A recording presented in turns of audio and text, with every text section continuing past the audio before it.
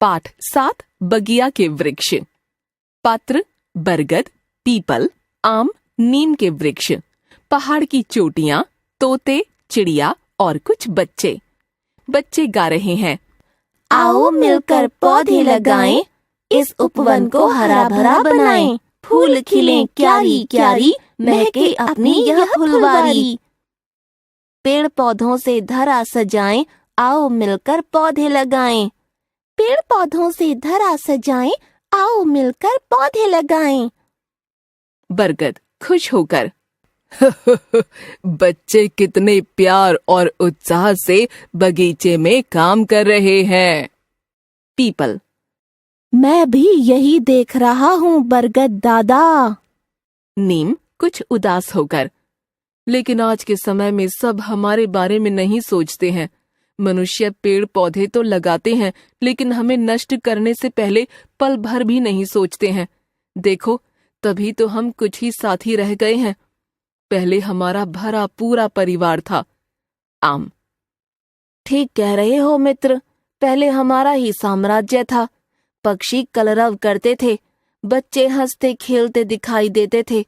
मेरे फल आने पर मेरे इर्द गिर्द ही नजर आते थे, मेरी टहनियों को हिलाते थे। ऐसी रौनक देखकर मुझे बहुत खुशी होती थी। पीपल उदासी से, हमें धीरे धीरे नष्ट करके आज इमारतें बनती जा रही हैं।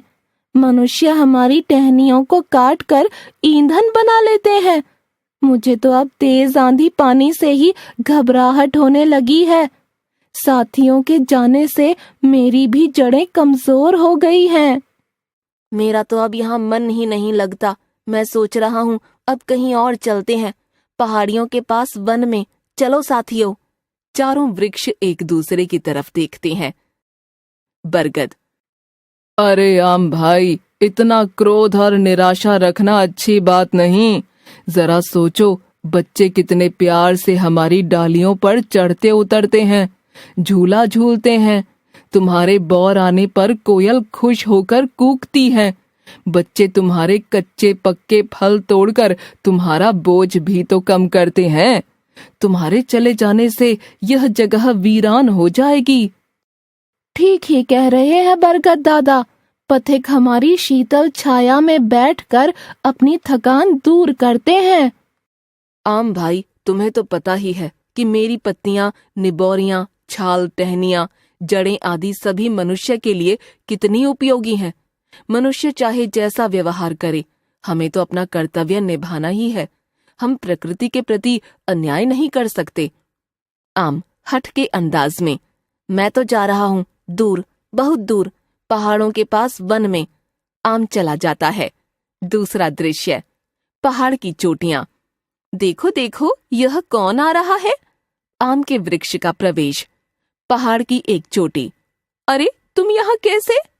पहाड़ की दूसरी चोटी, तुम्हें तो यहाँ बहुत ठंड लगेगी, तुम्हारे फल भी सब मुरझा जाएंगे। सच में मुझे बहुत सर्दी लग रही है, शरीर भी बहुत भारी लग रहा है, मैं क्या करूं? थर्र थर्र कांपते हुए आम का वृक्ष क्षीण होने लगता है। तोते पास आकर सूखे आम देखकर चले जाते हैं।